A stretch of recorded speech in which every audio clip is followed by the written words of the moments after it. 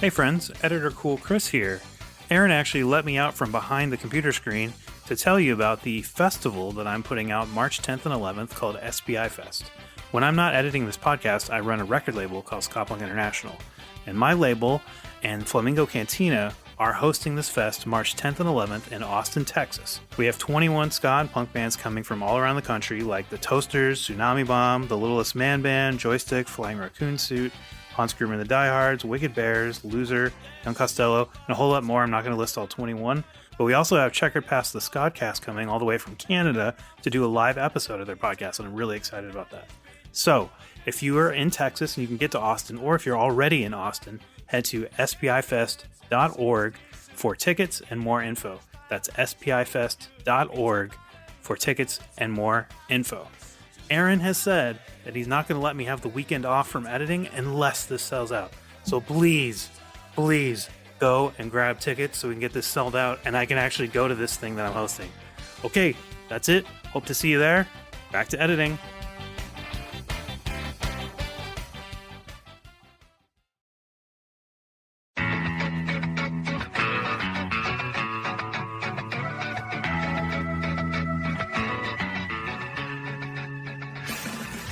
Many, many records were cut in Jamaica in the 60s.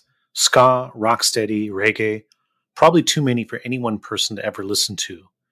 But if you've spent even just a little time listening to music from this era, you've definitely heard Stranger Cole's ska song, Rough and Tough, or his duet with Patsy Todd, When You Call My Name, or his duet with Ken Boothe, Uno Dos Tres, or how about the first reggae song ever recorded, Bangarang?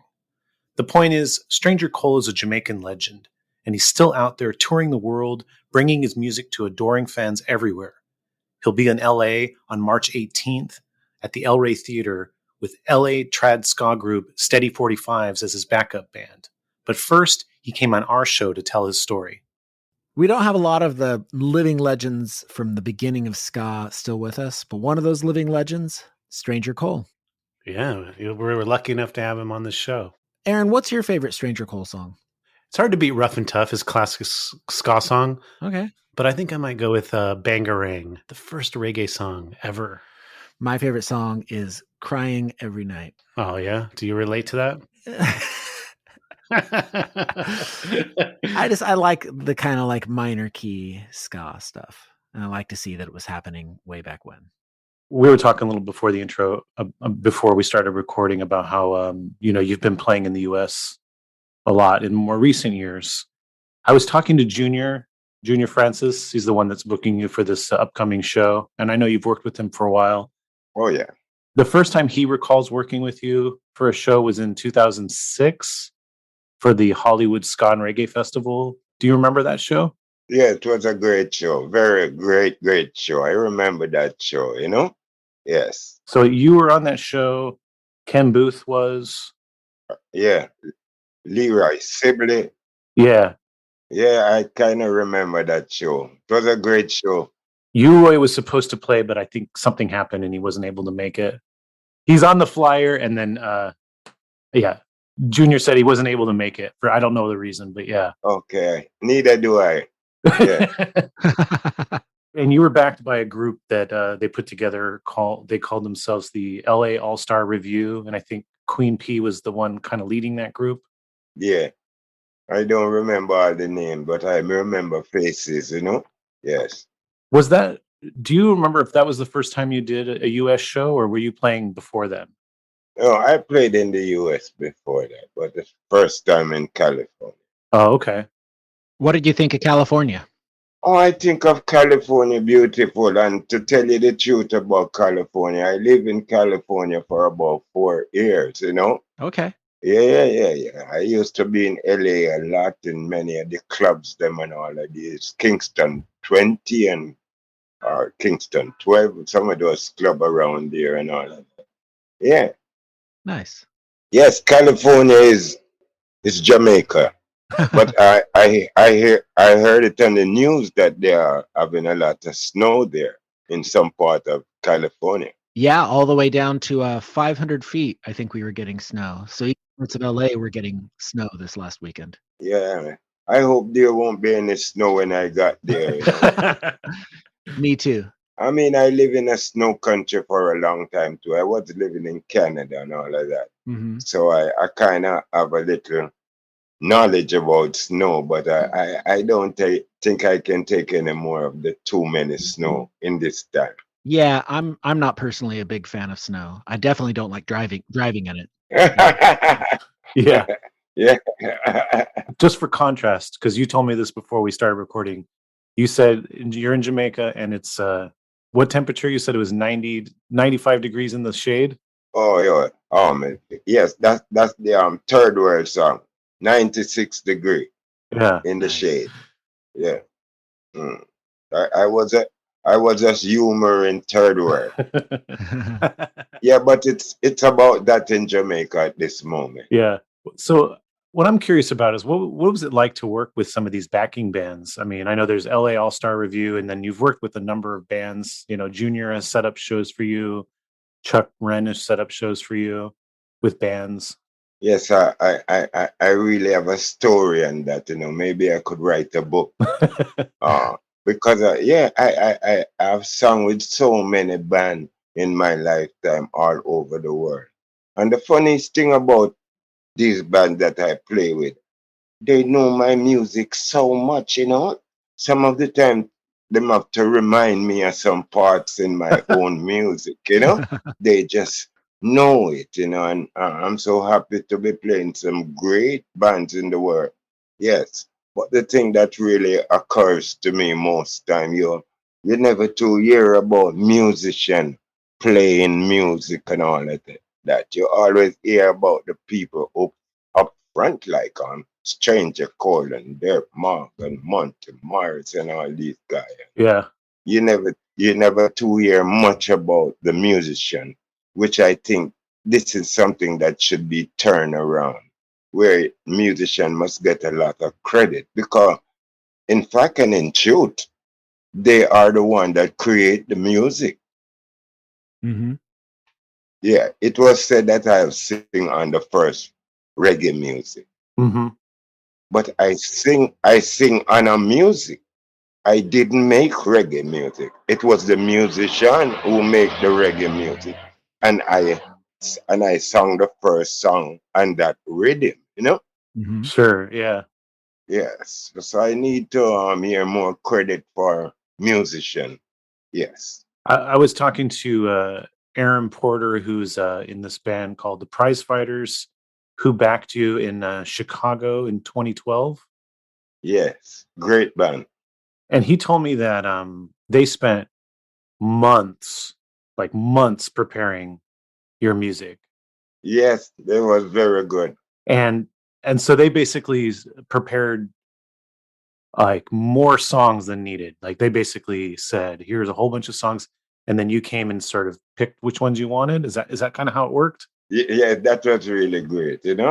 Yeah. And they would play all the songs them that they had for me, but it would make me work too much for one night. So did you, when you, like in that kind of situation, did you have an idea of your set list, or did you want to kind of hear the bands, what they had and how they were playing them before you chose the songs? No, I have an idea of my set list. Mm-hmm. But sometimes a musician or someone asks me to do a special song, and if we could work on that one, then I would fit it in my schedule. There's a clip from that show where you're playing Rough and Tough, and you stop the band and you do a rewind. I was wondering if you can explain to people what a rewind is. Okay. I thought more or less maybe I have the wrong idea to it when a person would say rewind or wheel up. It has so many different meanings. Sure, but what's your meaning? What's your meaning for it? Well, my meaning for it is like all the meanings. But all the meanings. Because because for instance, if you're singing a song and then you're not perfect and maybe you forgot a line or forgot something, you can rewind or wheel up and come again. Yeah. You hear that one? Yeah. And in another case, you don't remember anything completely. So you rewind and wheel up until you get it back. Maybe the musician didn't start it in the right speed, maybe out of key, out of chord, whatever, and the rewind helped to fix Yeah. things. So it's have a lot of different features depending on what is happening at the moment. I noticed in that clip and other clips of just rewinds in general, I've noticed that when the musician says rewind and the band starts, the audience is just Okay, that is another part of it too. Sometimes you're trying to what I would say, get the audience blazing. yeah. You give them a vibes then, and you try to wheel up and make some funny moves like the things I would do, and it kind of get the people moving to what you are really doing. Yeah. Yes, so it have many different phases of rewind and forward, depends on the position. Do you ever do 2 rewinds in a row, stranger? Oh yes, I want to tell you, I want to tell you the truth. It's not really my thing, cause I'm from the '60s. We don't rewind and forward and all that. You Mhm. just do your song. Mhm. Yeah. Yeah, but sometimes we as the older artists, we have to still learn from the younger artists, and get some of their grooves and fit it in with your old groove just to be in what is happening at the moment. Sure. So I got all that rewind and wheel up and all of that from the younger youths them. And it worked. It worked for me. The reason why it worked for me so much, I'm a old guy in it. And when a guy over there hear me say, Muma no want bangarang, I me say, wheel up. Oh, you get mad and crazy. Because he said, man, that old guy is great, man.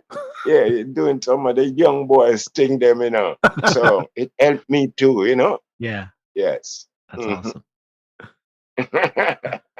All right. So going back to your early history, you're from Jonestown originally, but you grew up in Trenchtown? Yeah. But yeah, I didn't have to interview with you. You know all my stories, don't you? We like it when you tell them though. Yeah, I know. But it's like when you're saying it to me, you're reminding me because I forget some of these things. Sure. But yes, I was born in Jonestown and grew up in Trenchtown, grew up in Denupton, all West. Mhm. Yeah, you could call me the king of the West. Can you tell a little bit about what got you into singing? I know it involved a school dance, right? Yes. Okay, what involved me in singing, like I say before, music was in my DNA from my family, parents, and all of these things. My dad, my uncle used to play with Ernest Ranglin. My brother, he's a disc jockey for Duke Reid sound system and all of these things. So I thought more or less that it was in my genes to do music. There's something that came to me naturally. Yeah. Also, my son, which I've spoken about, the music came to him very early because he started performing internationally at the age of 14. That's Squidly Cole. And he were playing with people like Jimmy Cliff and all that, Muta Baruka. And the same thing for me. I started out very early in my about 16, 17. Yeah. So it's the music thing running our genes. That is how it started, really. And you said earlier that the musicians that you're playing with, they play ska and reggae, and so you sing over ska and reggae. Do you think if you'd at 16, if there'd been a different type of music happening, you would have just sang over that? Yes, I would just sing over that because in those time I didn't know. I listened to music, but I didn't know what music was all about. I didn't know many timing and a lot of things that I know now. So I was just writing my song, like I write 99% of my song.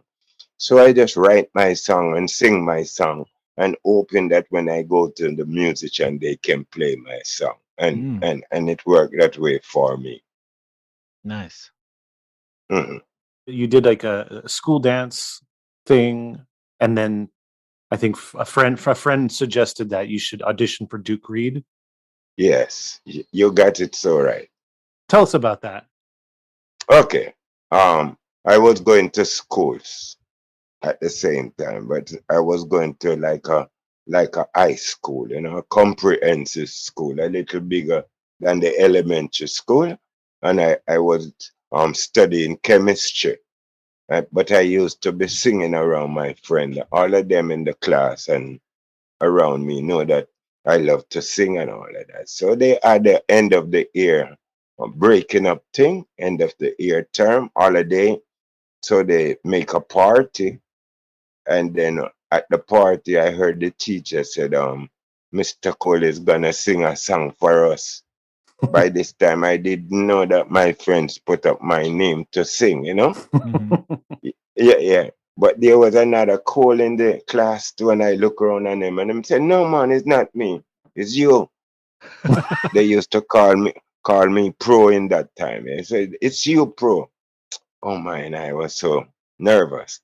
Anyway, I went up and I sung Wilfred Jackie Edwards' song called Tell Me Darling. And I get clapped from everybody, all the teacher too. So I felt very well. I think that was my first audience, Yeah. And then they say I was so good I should sing another song. And I sang another Jackie Edwards song because he was one of my favorite artists. He still is. And I got 2 ice cream. What flavor, stranger? I don't remember what flavor, Oh, but come I on. hope.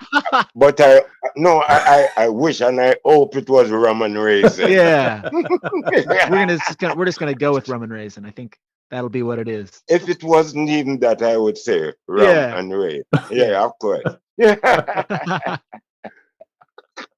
Yes. And then I was tutored by some of my friends that I should go and try out Mr. Reid because at the same time my brother was a number one disc jockey, and then I thought more or less that it would make it much easier for me to see Mr. Reid. Did you have to set up a meeting, or did you just walk into his? No, I just go down there like any regular guy, and you would see all 20, 30 odd people want to go and make a record and Okay. all of that, Yeah, but I was known down there as a Cutting's little brother because of my brother playing the sound. So they know me, and see me in the line and know that I came to Mr. Reid hear what I have. Anyway, that happened, and I went into Mr. Reid and him say, Cutting's little brother, let me hear what you have to say. And then I sing a few songs. I have a whole exercise of song, because I write song every day. And then I start to sing, man. And then I reach one called Two Little Blackbirds Sat on the Wall, one named Peter and one named Paul. That one was sung by Monty Morris. Anyway, the story is when I sung that song for him, he liked it very much. And he said to me, boy, this is a nice song, but you can't sing it, man. You can't sing. Him say, I have 2 guys our body, one named Derek Morgan and one named Monty Morris. Him say, I go and give one of them the song and put your name on it as the writer. I say, yes, Mr. Reid, thank you very much. and when him record In and Out the Wind, it's called, it went number 1. And Duke Reid called me and said to me, oh, since you can write those kind of songs, you must can sing some of them too. And this was the opportunity I wanted. So on that same day, he told me that he would love me to sing one song by myself. And I must go and see this lady called Patsy and tell her to sing a song with me because he thought more or less that I have a voice like Derek Morgan. And Derek Morgan wasn't in the country at the time. So I went to Miss Patsy and told her Mr. Reid said she should sing a song with me, and she said, okay. And on that session, I sang 2 number 1. One is called Rough and Tough, and When You Call My Name. And from that is Pure Green Light. So are these both songs you wrote? All of them. Yeah. What's your writing process? Like, how do you go about writing these songs? Oh my, that's a long story, you know. Okay, we got time. I never sit down with a book and a pen and decide that I'm gonna write a song today. It doesn't go that way for me. I get sung by inspiration, by moments, by people saying something, by the wind blowing, and them kind of style there. You know, I a song don't you don't go to a song come to you, and that is how I write song. Like I could hear the song before I sing it. And then how do you hold on to it though? Like having the song come to you is one thing, but then once you have that spark, how do you capture it? Just go straight and record it?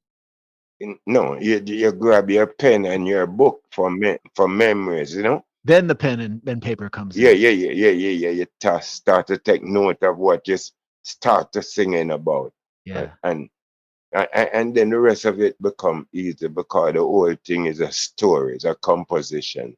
So from you get the first few topic of what you're dealing with, then the rest of it is like easy. Yeah. Do you remember when you wrote Rough and Tough, the inspiration behind that? I don't know. It just came from nowhere. Yeah, it's like I said, it was blowing in the wind and I just grab it. What about the lyrics? Because it has kind of the lyrics are it sounds like you're speaking to the unruly youth. Yeah, well, the song was based upon that, you know. It's like you're two roots. So who are you that you know, you run for refuge and all of these things mean that, you know, people love you, you know, and you lie and bite the and you become so, yes. But the good you do will live after you, you know. So, like I'm saying, be good then in another way. Yeah. Be good. Yeah, be good. Yes.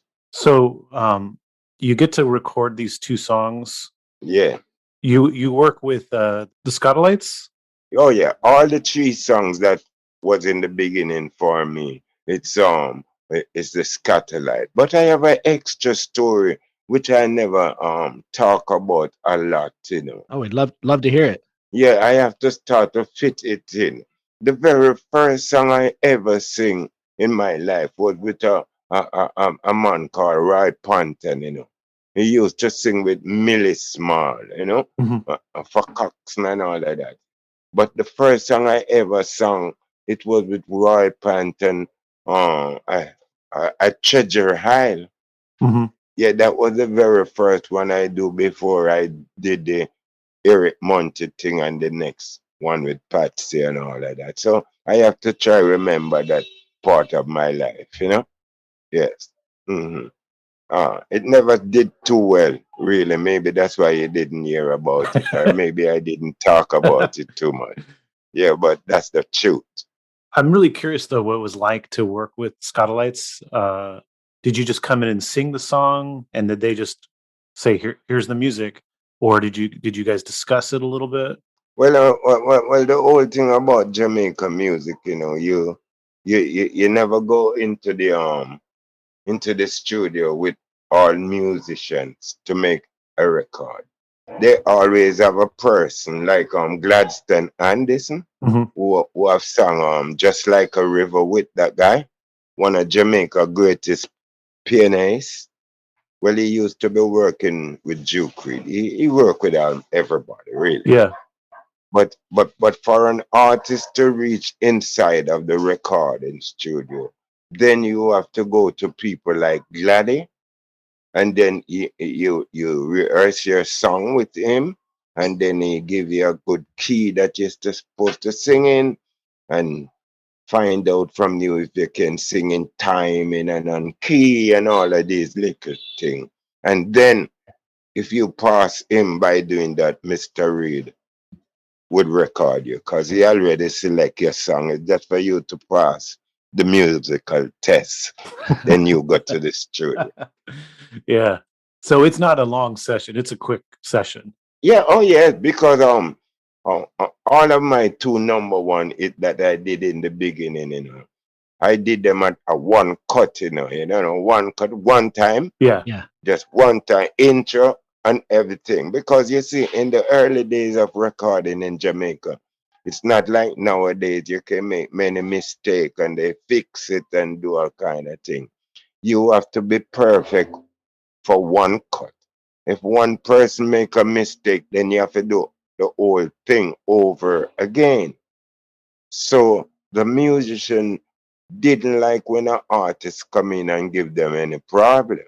Mm-hmm. And if you do your song one time and it wasn't so good, and them say one more time and it's not so good, they're gonna put you out the studio until you go and practice your song and all of these things. So I really came into the hard days of music, But I used to have a technique for all of these things. Because if I'm going to the studio tomorrow to sing a song, I think I rehearsed the song by myself maybe for 100 times. I'm not kidding. Or when I'm sleeping, I'm singing the song. Yeah. So you see, the next day when I go in the studio, I can't miss a word. It's like you can wake me up and I sing my song. Mm-hmm. And that was the thing about the early days music. Yeah. It wasn't so easy because the musician work by call it, say they working $10, $20, whatever number you want to put in it. The more song they can play for the day is the more money they make. So if an artist come in and keeping up the time and all of that, they're not gonna make money, because in those times you rent the studio for a period of time, and then you want to accumulate as many songs and records that you can in this space of time. So the musician want you to come in and them count it down 1, 2, 3, 4, around 3 minutes and 45 seconds. It's finished. Next one, and then you understand, yeah, and then the thing roll. So that was the rough days of the music for me, really. But the Skatalites, as you say, well, Jamaica greatest band, Skatalites is me with these great musicians, I don't want to call them names. Each one of them in the Skatalites is so great. I bet it's the same for the musicians too. If they can't Yes, get the song in one, maybe two takes, they're out. yeah. Oh yes, you're out. Yeah. Oh yeah. And that was a good thing for the artist too. It make you more firm in doing what you're doing. Yeah. Yeah, because when you're go in the studio, it's not a joke thing, you're serious. And even now, with being able to fix things with new technology, it's always better if everybody can just play it together and do it the first time.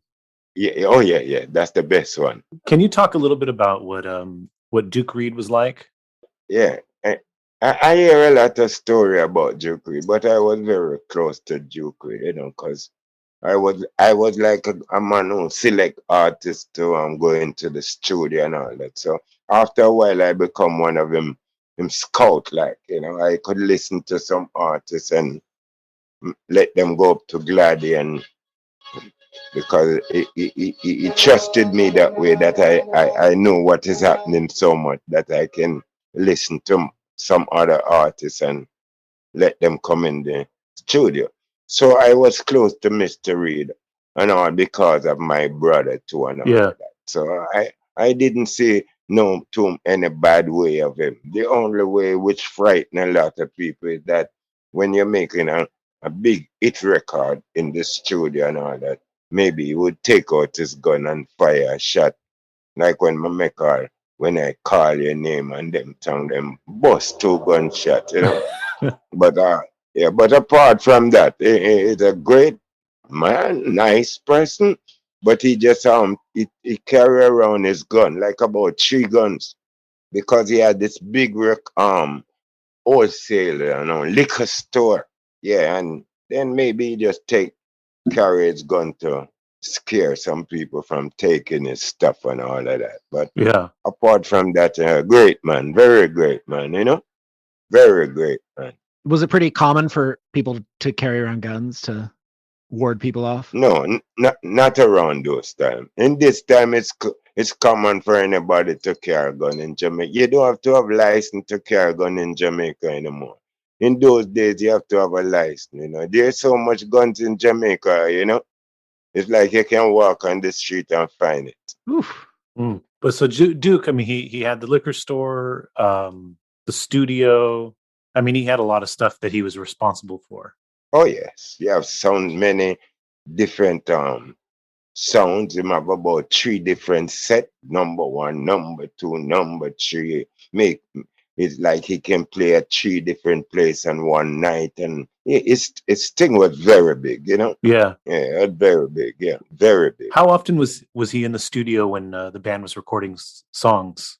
Not too often. Not too often. No, not too often. He always have some people that do that kind of a work for him. He wasn't a man who come in the studio and to tell you too many things. He may have an idea, but him have people like my brother, Cuttins and Gladstone Anderson and myself and some more key artists in those days, you know, Alton Ellis and them guys who he rely on us to do good stuff.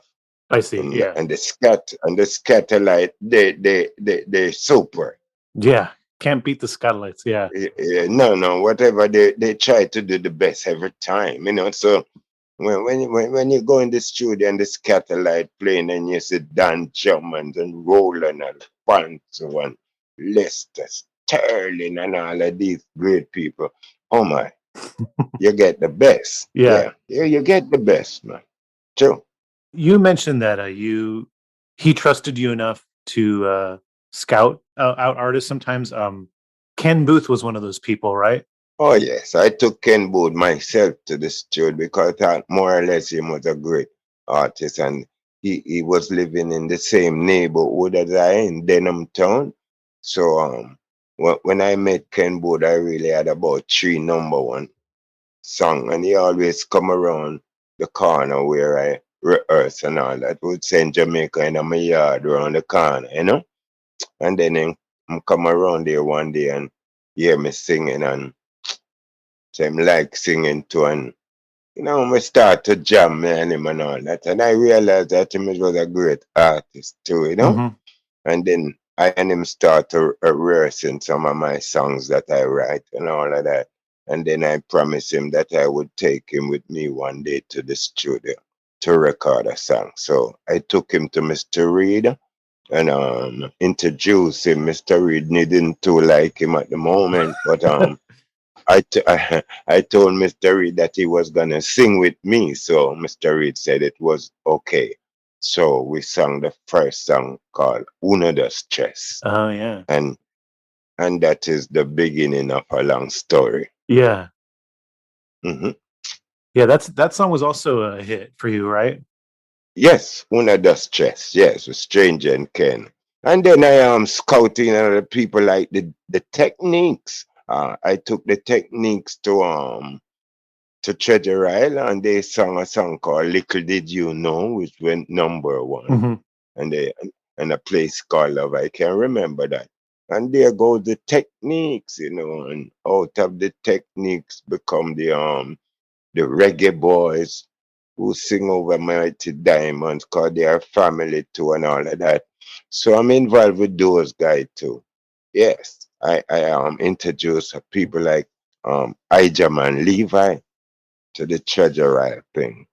And I recorded the first song with the Mighty Diamonds. Oh yeah. Called Oh No Baby. So, and I do a lot of things that some of them I don't remember. Yeah, not a long story. Yeah. Mm.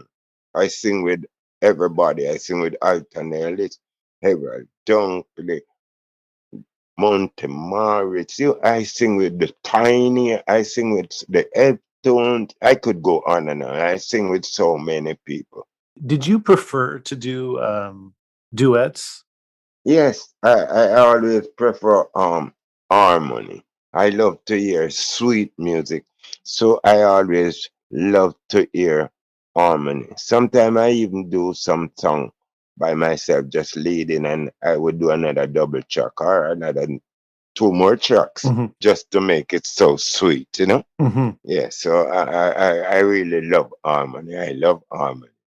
I think harmony should be in every song. Yeah. Do you prefer harmonizing with others or with yourself? No, with others better Yeah. because you get a better vibes, you know, a Yeah. different feeling, you know. And I harmonize with some great guys, Pat Kelly, Slim Smith, you know, Winston Jarrett, the Tones, you know, no?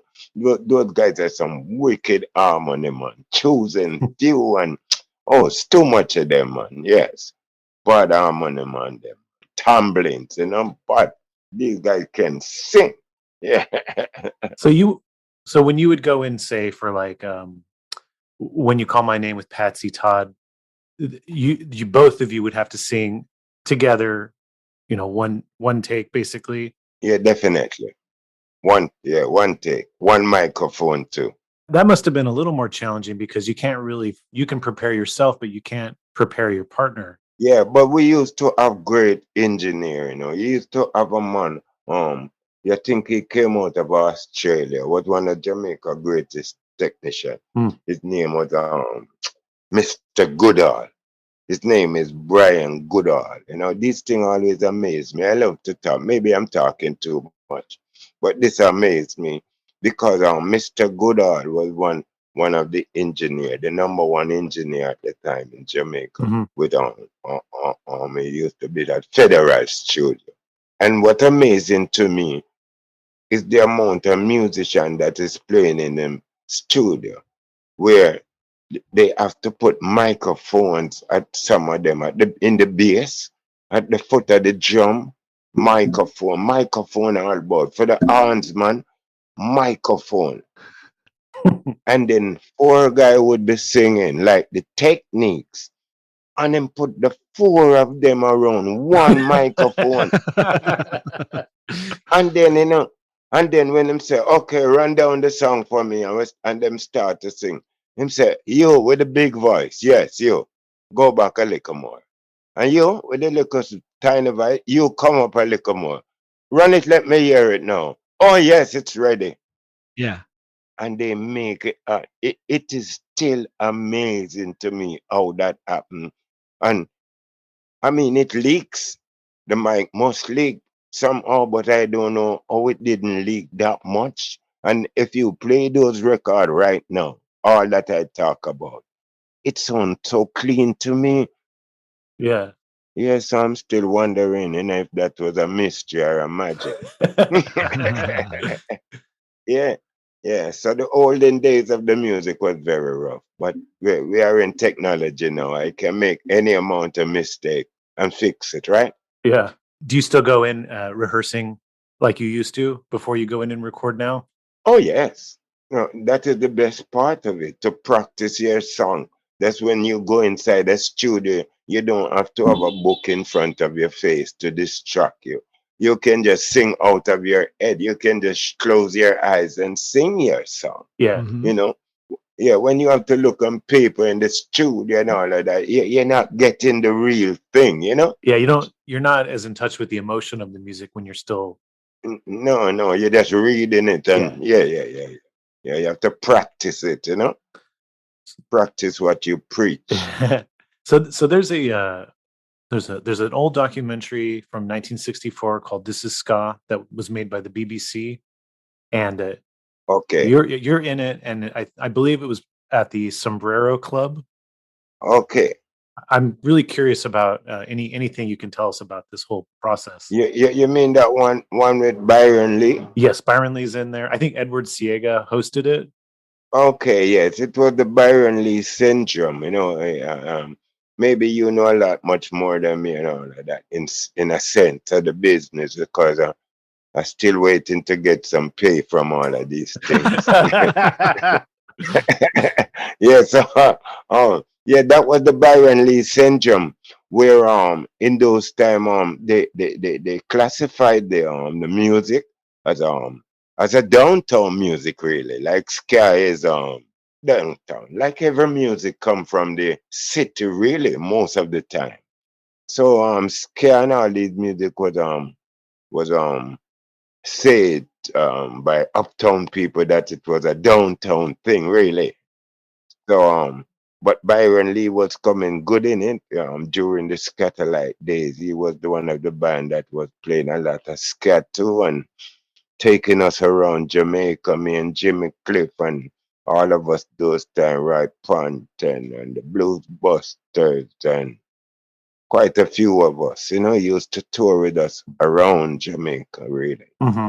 So so he decided in that segment to take me up to the Sombrero Club, like a uptown party where the uptowners come really, cause these people don't come downtown. Sure.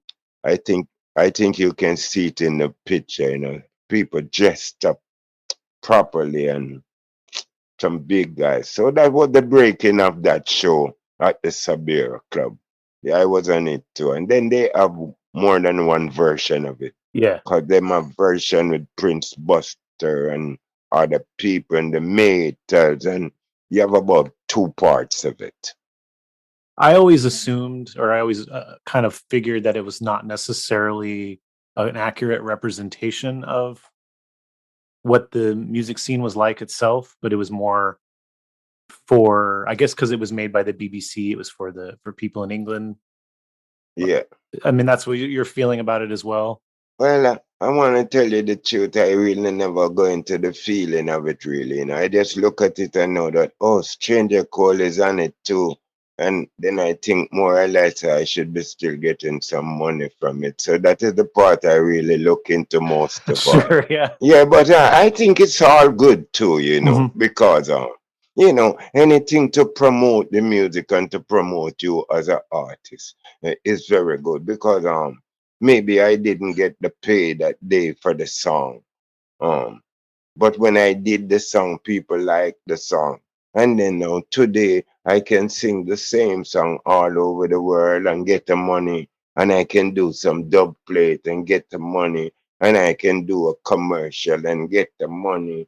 So when you look at the whole thing, I'm not ungrateful. I'm very grateful because we survive anyway. We still make. Yeah. And if I didn't do the recording in the time when I didn't get nothing, I could be going on some show now, singing the same song and getting the money. So God have a way to do things. So when we kind of move into the rocksteady era, mid '60s, you start working with more people besides Duke Reid. Oh yes. Well, from I do first thing I must say, the reggae, the ska was slowing down, because if you listen to when you call my name and rough and tough, it's a slower ska than the really up tempered ska. So you could hear in that vein where the music was kind of changing, like to a slower thing, really. Yeah. What do you think, in your opinion, affected that slower tempo going from ska to rocksteady?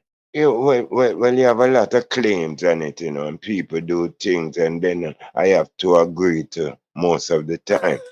It was said that Upton Lewis came into the ska time, right? But it was too fast for him. I hear he said that many times on interviews and all of that. Mhm. So he asked Gladys to slow it down, and that is where he think more or less the rocksteady Uh-huh. came out of. So I would agree, Yeah. I would Sure. agree, yeah, of course. The one of the ones I've heard, which always struck me as being more didn't seem real, is that it was a really hot summer that year and no one could play the music fast. That always seemed like like a fun story, but probably not true. Yeah. But what you say sounds much more plausible. Well, some of the things them I just can't comment on them because most of the time I hear so many different story about certain things. And sometimes I don't want to overrun some people's story and they think that I'm saying this and I know too much thing and all of that. So sometimes I just pass and I like in domino, I just say I pass. Don't step on anybody's feet that way. Yeah. So, In the early days, you worked exclusively with Duke Reid. What prompted you to start working with other people? More money. Yeah. Yeah, more money because when I make those hit song with Duke Reid, almost every producer want a song from me, because I am a guy of the time. Yeah. Everybody want a little piece of me, so I start to sing for like everybody. Yeah, because I love singing more than even money. I get to love money more nowadays, but in those yeah, they teach me to love money. Yeah, but in those days, it's just music for me. I just want to sing. I mean, some of that is still inside of me, but I want some money still. Sure. You gotta eat, you gotta live, right? Oh, yes. I have my kids, them and all that. Them looking for daddy to bring home some money and all that. Yeah. So you brought up Bangarang earlier, which is considered to be the first reggae song. I'd love for you to tell the story about how Bangarang came about. Okay. I was living in Denham Town, which is like a adjoining city to where Treasure Isle was. Maybe it's Denham Town too, I don't remember, but it was very close by. So I could walk from my home to pass Duke Reid's studio and his place. So I was passing there one day, and someone downstairs told me that Bonnie Lee was upstairs recording. And I say, oh man, yeah, it's Chikali, man. I'm a friend, man, my brethren, which is true. I hadn't been to the same school over time and all of that. So I went upstairs and I saw Bonnie Lee, and he said, Pro, they used to call me Pro, they still do. Said, Pro, I have a tune here, an instrumental song, but I don't like some voice in it and all like that. And then him said the song is called Bongo Chant. Mm. And then it's called Bongo Chant. And then he plays the melody for me. It's a ta da da da da da da. And then I just start to sing. Woman no want bangarang. And him say, yes, bro, that is it. And we recorded just like that. So that is the way it really came. So then it became Bangarang. Yes. And that, by the way, for people who don't know what that means, that just is another word for problem, right? Yes, Bangarang is problem. I have a dog with the same name right now. My son had my son had to go and cool him down a while ago because he make a lot of noise and all of that. And I have to have him on chains because he bite anybody that come. He even want to bite me. So you see that is really Bangarang for you. Yeah, it sounds like it. Yeah, so that is how Bangarang came really. How did that song do when it was released originally? Oh, very well. It went number one. It's still a number one song. It is the first reggae song that was told by not really me, because I don't love to say something just for my sake, but that is what they say. So since they say that, I'm gonna just hold on to it. So Bunny Lee and a lot of the musicians that you did that song with, didn't they go on to play with Bob Marley shortly after that? Oh, definitely. These are the same people who become Bob Marley and the Wailers. Family man, Barrett and his brother, all of that crew, they become the upsetters first with Lee Oh, wow. Scotch Perry. Yeah, and then they turn the Wailers. I think I'm right there. When you heard the song they were playing, did it seem, we're saying it's the first reggae song. Did it seem unique to you, or did it just sound like No, I didn't like it. you didn't like it? No. It sounds stupid to me because I can't believe I'm singing a song with one line and nothing more. I just woman no want bangarang. I just think so. Oh, people is gonna be so ashamed of me doing it. But it turned out it turned out so well. Yeah. I think like a lot of people might know Bangarang or Rough and Tough as your maybe most well-known songs, but I think you were saying in an interview that Uno Dos Tres was the song that you got the most money from. No, the song that I made the most money from is called what's its name again? AA Baby. AA Baby. Okay. Yeah, that was sung by me and Patsy Todd, Millicent Todd, yeah. Hey, baby, I made the most money out of that because it gave me somewhere to live. So maybe it's not my best song, but it is the most recognized song in my life. Oh, interesting. Okay. Are you saying it bought you a place to live? Yes. You bought a house off that one? This is where I live right now in Washington Garden, where Amazing. that song gave me the money to buy it. That's incredible. Hmm. So we move forward in the 70s. You moved to Canada, Toronto, right? Yes. Yes. Okay.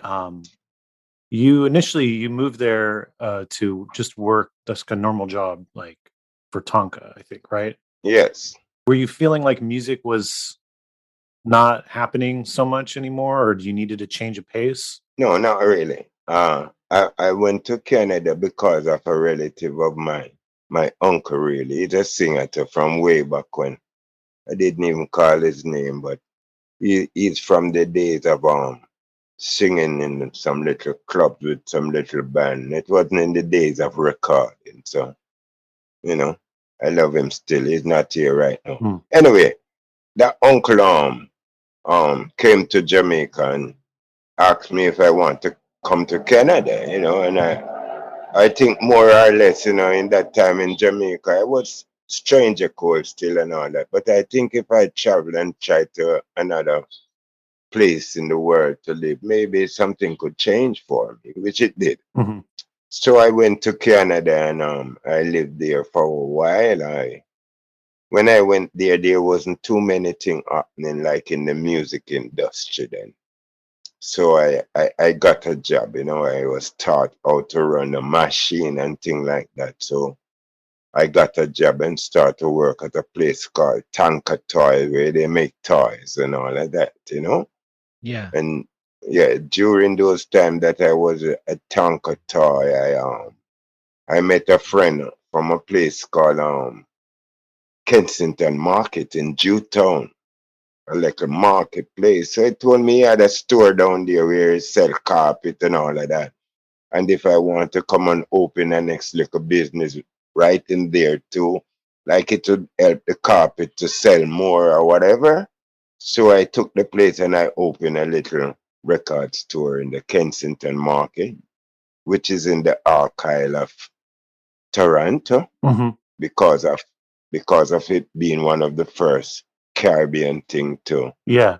be in that area. It's called Roots Record Store was the name of it. Oh yes, it's all over. Yes, Stranger Cole Roots Record, something like, and Carpet, something like that. So you get all your records and all your carpet in one shop. Oh yes, yes, and it was very well for me, done very well for me. But they wanted was to renovate the place and thing like that. So I happened to close the store, and then I went to the USA for a little while, and then to Jamaica, and here I am, baby. Yeah. So you opened the store in 1978. Yes, around there. I can't put my finger and number really nowadays, but it's around those times. So a few years after you opened the store, somebody Ranny Bop Williams, he opens a record store across the street from you. Yeah. You know the old story. Yes. Ronnie Batman, yes, a good friend of mine, good guitarist. I even make record for him while he was right there in front of me. And so I was reading an article in from a Canadian newspaper, and that some people referred to this spot as the wobble zone because your two stores were facing each other and had loud music coming out. Oh yes, the police have to come and stop us from playing, because both of us is playing too hard. Because it was like a sound clash. Yeah. But I was better than him. Him can't take one at a time. I just don't play any music outside and close my store. And I had more people than him, because I was stranger call, and people come from all over Canada to buy record from me and all that. Yeah. Yeah. But this is how it become a better business. Business is competition. Sure. And while he's there and I am over the next there, we cause thing where more people is coming in. So both of us was really living it. It did not offend me really. Mm-hmm.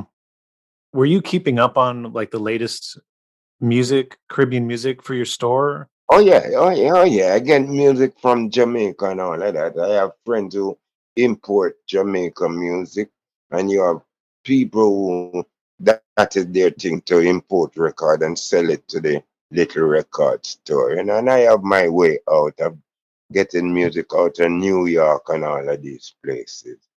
Mhm. So in the late 70s and the 80s, were you seeing a growing interest in reggae music?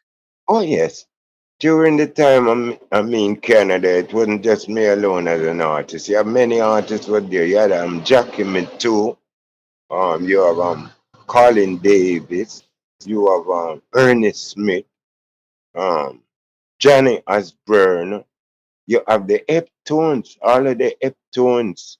So after a while, it keep going from there Yeah.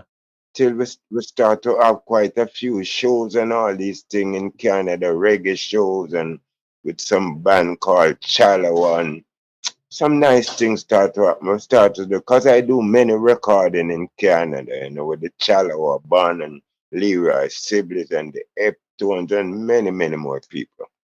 Yeah, I want to talk about, so you recorded a lot of singles in the 60s and stuff in Jamaica. Yes. In 1976, you released your first actual full-length record, Forward in the Land of Sunshine. Okay. Yes, that was done in Canada. Did you think like, okay, now it's time to do an actual LP? I'm curious about the decision to go LP at this point after you. No. It wasn't a decision. It was just an opportunity where I meet around some guys in Canada. And these same guys were some member from the Chalawa band. So, but I think it has a different name in that time. Half Moon, something like that. Yeah. But it was my choice for making LP or not. I just love to sing, and then I had so much song singing with them that they decided to put out a LP. Oh, interesting. Okay, yeah. So a lot of what you sang and how it was released was just based off upon the people you were working with, and Yes. you were happy to go record and sing as much as anyone would let you, right? Oh, yes, because to me it was like the original style of Jamaica recording. It was just a little basement studio, like about 8 tracks and just normal thing. Yeah. Yeah, but there's something about that LP. I don't know. It is so loved. Uh, Sometimes it's not too easy for me to love what I do, because I feel more or less I could do it better and all of that. But this album is an album that so many people love, and I don't know why. We skipped over something, a part of your biography that we should probably just touch back on. Yeah, Your name. Could you tell people the story of how you became named Stranger? I want to try to change that, but I'm gonna tell the story again. Okay. It was said when I was born, I didn't resemble anyone in the family. So my parents said, "This is a stranger."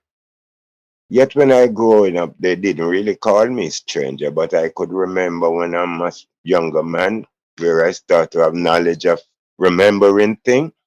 I could remember my mom told me the story about they say I was a stranger. Hmm. Anyway, when I grew up to be a bigger guy and all that, they say I'm the dead stamp of my father. So I wasn't really a stranger. Anyway, when I came in the music business, and my friend them start to call me Wilburn Cole, because that's my name. I thought more or less if I'm gonna be a singer, I should use something that sound different. So I think more or less that I should use Stranger, which I did, and here I am, Stranger Cole. Yeah, I mean that has more of a pizzazz to it, if you will. Mm-hmm. Yeah, it have like a music, Yeah, like Stranger Cole. It's kind of different. yeah, it catches your attention. Yes, it does.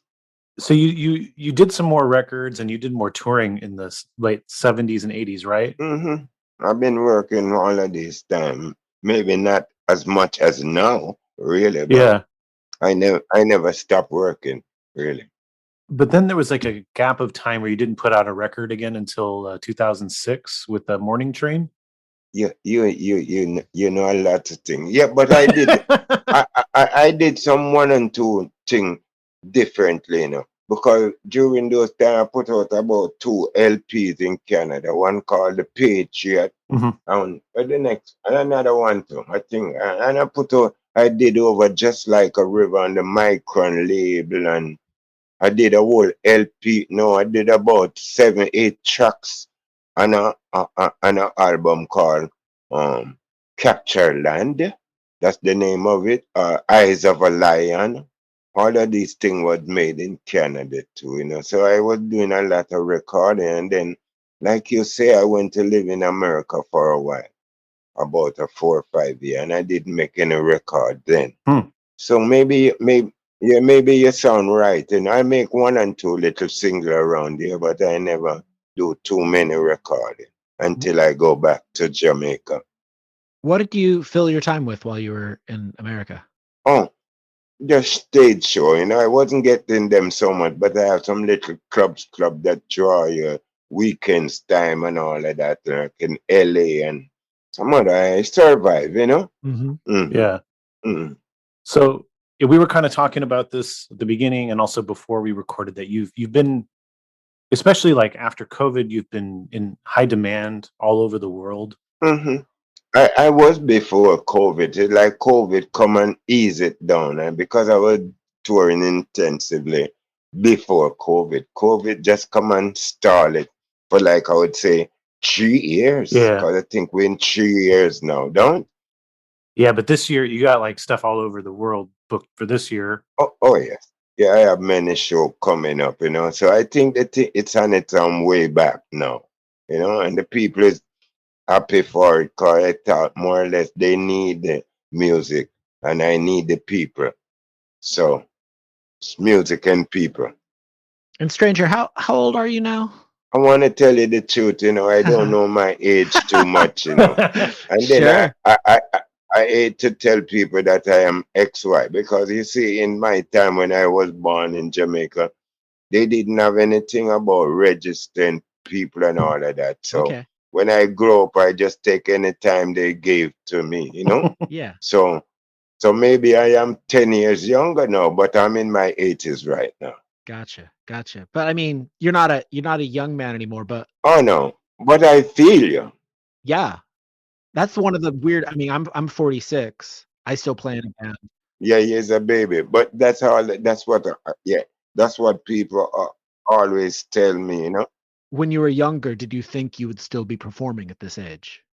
No, really, I don't know. I wouldn't say that, because you can't predict your Sure. lifespan and all of these things, really. So I just open and live for long life, and I even have a song that is entitled "More Life," and most of the time I'm talking to people over anything, I always wish them more life. So maybe it's some of my wishes coming through. I just believe in live, Yeah. because it don't have any time limit, really. Mm-hmm. I want to talk a little bit about you playing all over the world. When do you remember when that started? When you started to really get a lot of demand all over the world to be playing? Okay. It was when I leave America and go back to Jamaica. Okay. It was around an independent time where they have this big show at the National Stadium, and I went to Jamaica and I went by the corner. In Jamaica you always have some corners where the singers them hang out, like Randy's are up by off a tree and all of that. Anyway, I went up off a tree around the singers' corners, and I met a man who said, "Oh, stranger caller, glad I see you. The government is having a show now at the stadium in the independent time." I don't remember what year that was. Maybe around about the time you're talking about. Hmm. So the man told me if I would come on the show. I said, sure, it's a long time I don't been on a show like that in Jamaica. So he told me that the Jamaica government don't pay too much money. Don't go little money. So he told me like the Jamaica government going to pay me about 20,000 Jamaican dollar, which is really little bit of money still, but it's the first I ever hear so much money for the longest time to sing on a show. So I said, yeah, man, 20,000. Say, yeah. I said, okay, go to the office tomorrow and they would give you half of it. And then the night I perform at the National Stadium. And at that same night, Millie Small were there. I think at the big black man name again, Nelson Mandela. I remember Nelson Mandela was there. Wow. So what occurred that night, it was Beanie Man performed before me, and they boy Beanie Man, cause maybe he sang the wrong song at the moment. Anyway, them boy Beanie Man, but Beanie Man was a big artist, still is a big artist. So after them boy Beanie Man and him come up, the MC guy told me that stranger call is you now, you know. I said, no man, you can't make me go out now. You see them just boy Beanie Man. What them are gonna do with me? A long time in a singer, the man say, it's you going to go out next. Man, I was so nervous. Anyway, I went out and sing with, I think it was the Fab Five band or one of those bands. And I sang Rough and Tough. And I had the whole stadium rocking. That's how I have to be walking around the stadium. The whole stadium get up for me. And then after the show, I was told by my friend that I mustn't go back to foreign and live. I must stay in Jamaica because this is the place for me. And I didn't go anywhere. I live in Jamaica from that until now. And so that is where I started tour I see. from that show. Yeah. You got the story, don't So you travel all over the world, but the audience, there's like a younger audience that appreciates your older music, right?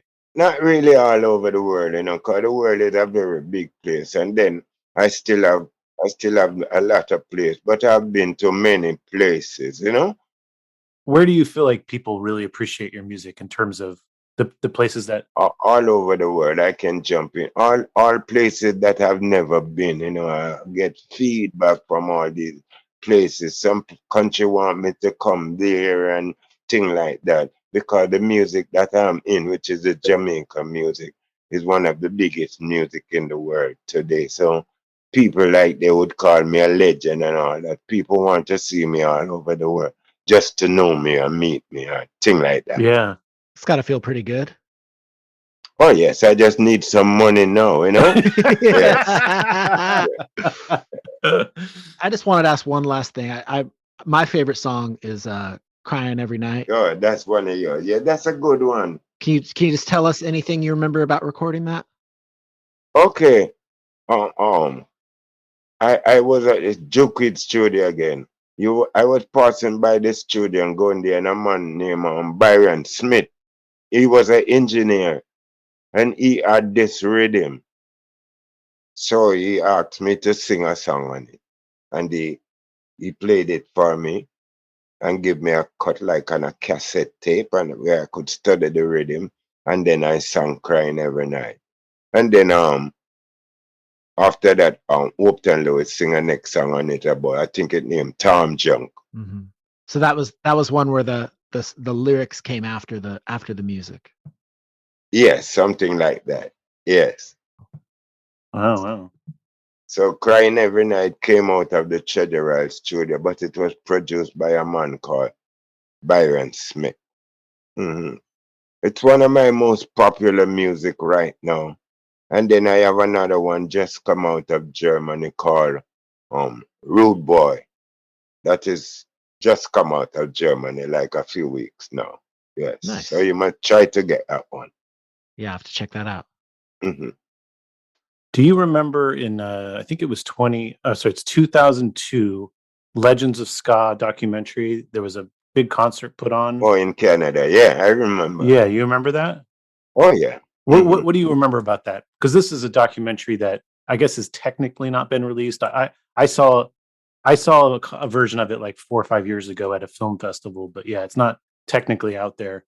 No, it's not out there. But it's amazing. Not only does the documentary tell a lot of these good stories, these cool stories, and more history of this music. Yes. There's this concert that's kind of ongoing throughout the documentary, where you're part of that. There's so many legends in there, but a lot of them have since passed. So it's you could say that again. And I want to tell you, you asked me what I remember about it. The most thing I remember about it is that so many people who were in it had passed away, you know? yeah. Yes, that's so sad, you know? And it hasn't been out in the public as yet, you know? Some people see it in some little theaters and some other little places, but it hasn't been out fully. But there is another one called Rocksteady, the Root of Reggae. That one is all over the place. Yeah, you were asked to be the narrator for that, right? Yes, I'm the narrator for that one. Yes. So they just reached out to you and said, "Hey, you need to be, we want you to be the narrator." Yes, they thought I was polite enough. Were they right? I think so. Okay. Yes, and I was paid good too. Maybe that make me Nice. to be more polite.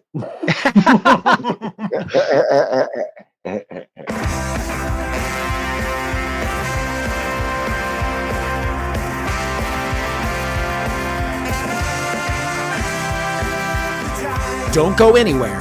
If you want to hear the rest of this conversation, head over to our Patreon. Thank you for listening to In Defense of Ska. Please rate and review this podcast and tell a friend. Follow us on Twitter, Instagram, and TikTok at In Defense of Ska. Pick up Aaron's book, In Defense of Ska, at your local bookstore or online. This podcast is edited by Chris Reeves of Ska Punk International. This is your co-host Adam Davis of Omnigong, leaving you by saying ska now more than ever.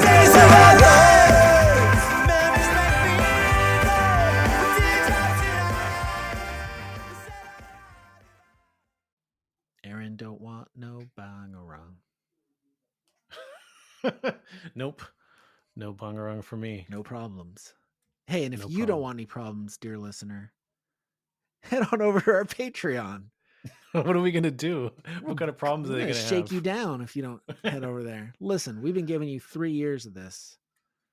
We're in the third year, right? Yeah, I we're don't in know. the third year. What does time even mean? Time is a construct. But listen, you know it's not a construct? Okay, it is a construct. $5 is also a construct. But you know what? Just let go of that and just hand it over to us. We'll take the reins. We'll hold your hand and we'll take you on this journey. And you'll be able to join us behind the curtain. Yeah. You've probably heard some of our patrons whisper about this elusive curtain that they get to go behind. For just a measly $5, you'll get to join us. It's a great party. It's so much fun back here. So much fun. So just let In Defense of Ska take the wheel. Yeah. We're here for you. Aaron, what do we have next week? Well, we have quite an episode next week. David J. from Bauhaus. Damn. Yeah. I can't believe we got to talk to the bass player from Bauhaus. It's insane. You better subscribe if you want to hear that conversation. If you want to hear that bonus, that good bonus, it gets trippy. Yeah. It gets trippy. So you pay that $5 now, just so you know that you'll get to listen to the David J. bonus episode. Future you will appreciate what past you did for them.